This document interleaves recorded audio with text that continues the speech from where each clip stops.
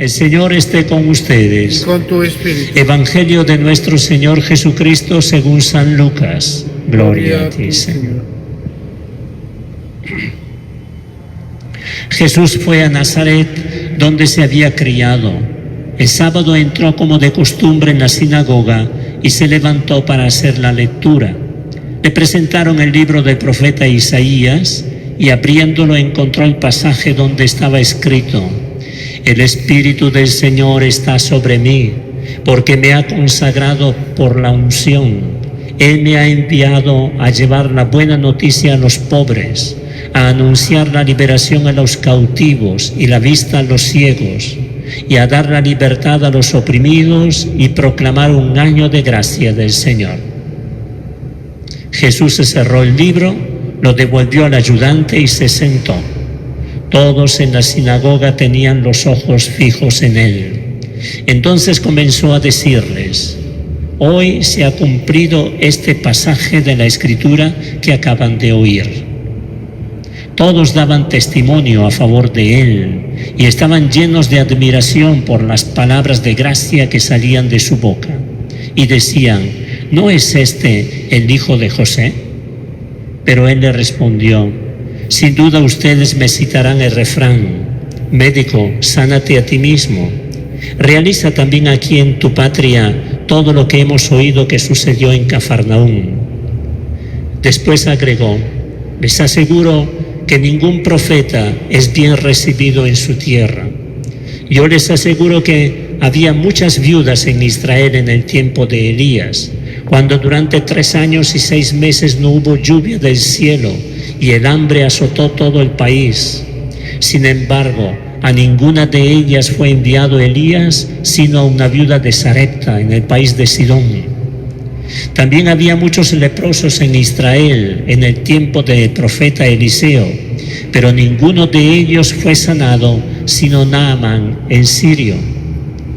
Al oír estas palabras, todos los que estaban en la sinagoga se enfurecieron y levantándose lo empujaron fuera de la ciudad hasta un lugar escarpado de la colina sobre la que se levantaba la ciudad, con intención de despeñarlo.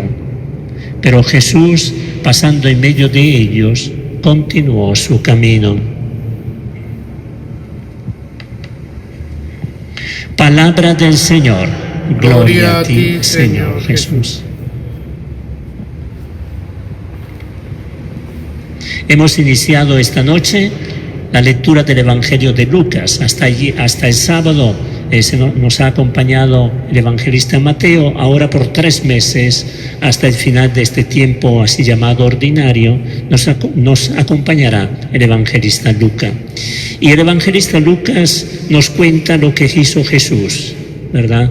Lo que Jesús fue a Nazaret, y en Nazaret hizo lo que hace todo buen creyente de aquel tiempo, ¿verdad? Entraba los sábados en la sinagoga para escuchar la palabra, y él tomó el libro y leyó este texto del profeta Isaías que acabamos de escuchar y lo actualiza en el sentido que dice: hoy se cumple este pasaje de la Escritura que acaban de oír. Y la reacción fue doble. Al comienzo, la reacción de la gente ha sido una reacción de admiración, porque escuchaban cosas palabras de gracia, dice el Evangelio, que salían de los labios de Jesús que nunca habían escuchado. Y todos lo admiraban y alababan a Dios por ello.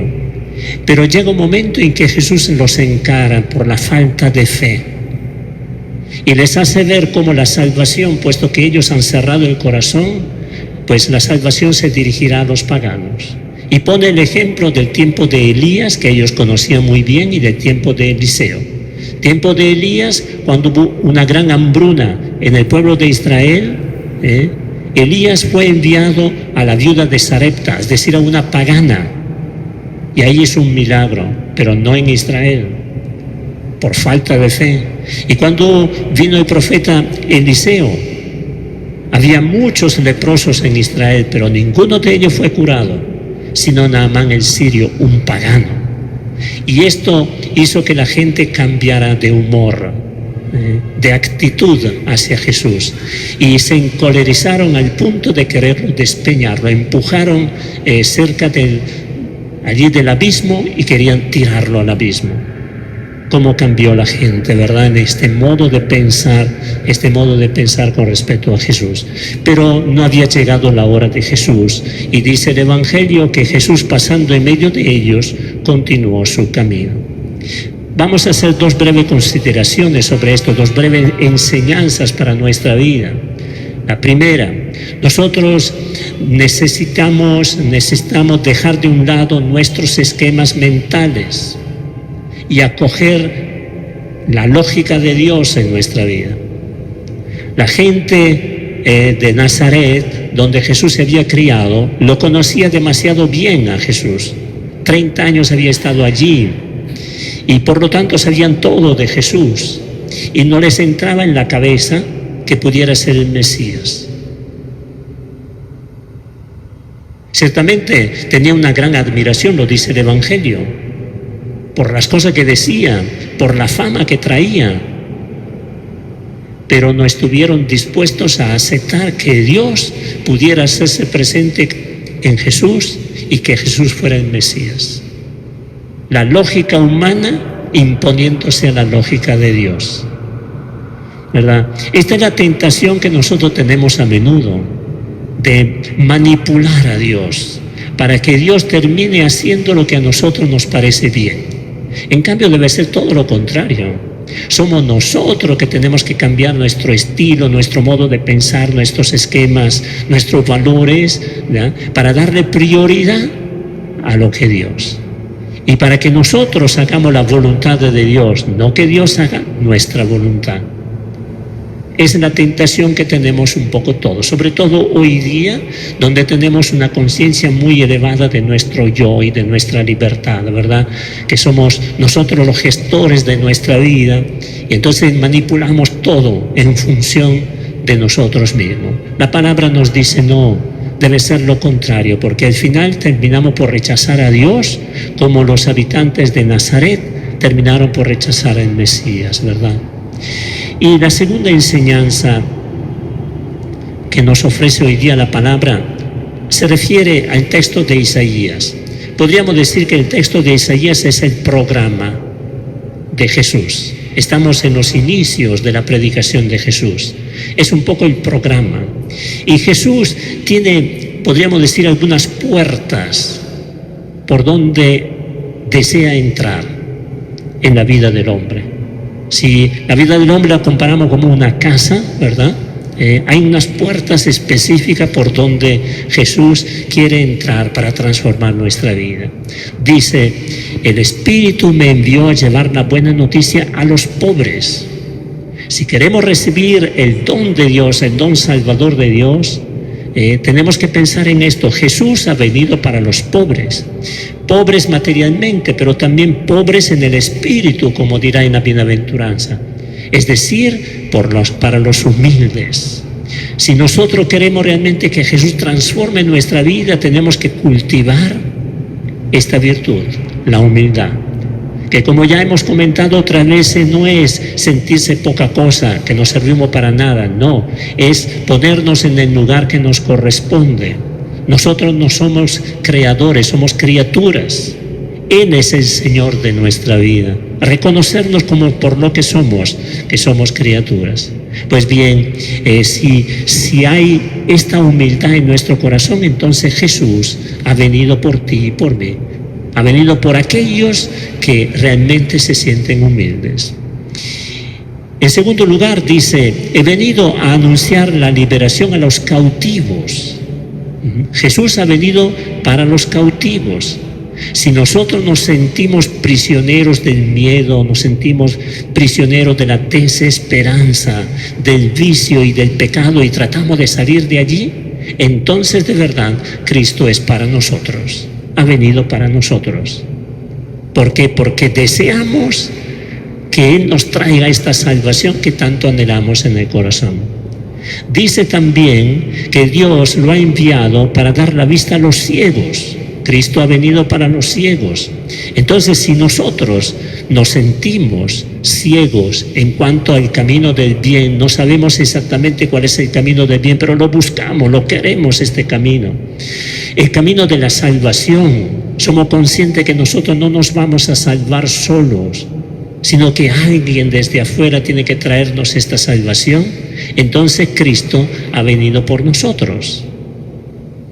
Dice también, y es el tercer tipo de personas y de actitud que el Señor se espera de nuestro corazón, que Dios lo ha enviado a dar la libertad a los oprimidos, a dar la libertad a los oprimidos. Jesús ha venido precisamente para los oprimidos. Entonces, si nosotros sentimos en nuestro corazón pesadumbre, nos sentimos esclavos de nuestras conductas, de nuestros vicios, nos sentimos sin esperanza, nos sentimos sin alegría, sentimos que no tenemos una dirección en la vida y queremos encontrar esta dirección en la vida, entonces Cristo ha venido por nosotros. Pero Cristo no ha venido para todos, ha venido para todos. Pero si nosotros no tenemos estas actitudes propias de los pobres, de los cautivos, de los ciegos, de los oprimidos, la puerta de nuestra casa está cerrada. No puede entrar Cristo en nuestra vida. No porque Él no quiera, sino porque nosotros, encerrados en nuestro yo, en nuestras soberbias, en nuestra altanería, en nuestra incapacidad de reconocernos necesitados de salvación, no le permitimos entrar. Entonces, queridos hermanos, yo creo que aquí hay una página que nos permite hacer un buen examen de conciencia. Si verdaderamente la puerta de nuestro corazón está abierta para que Jesús entre, porque Él ha venido para esto.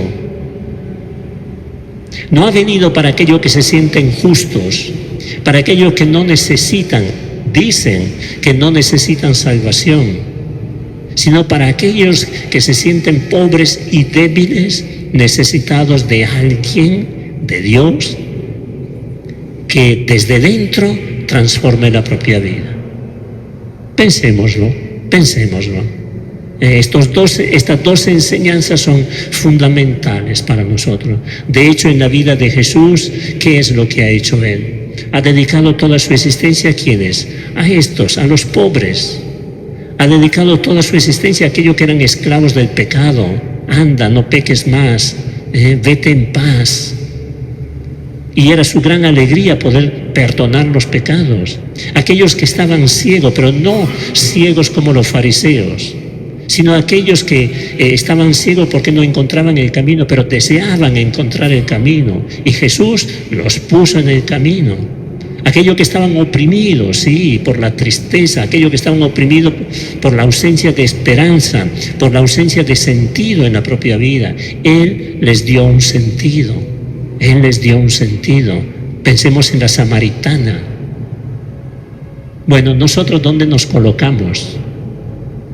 O nos colocamos en esta línea, entonces Cristo encuentra la puerta abierta. O nos colocamos al margen de esto, entonces Cristo no puede entrar, porque nosotros le cerramos el corazón. Este mes que vamos a empezar mañana, es el mes de la Biblia.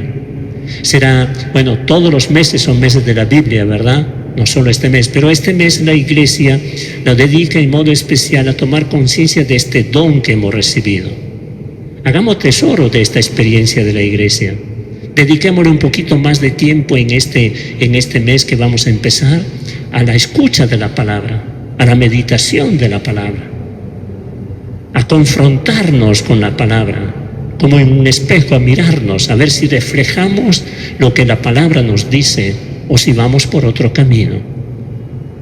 Entonces, démosle gracias al Señor, pidamos también a la Virgen que nos acompañe, ya que fue la mujer oyente, ¿verdad?, por excelencia, que nos acompañe a recorrer este camino, por el camino de la palabra. Y pidamos a Don Bosco que ayude sobre todo a los jóvenes y a los educadores a saborear la palabra, a masticar esta palabra.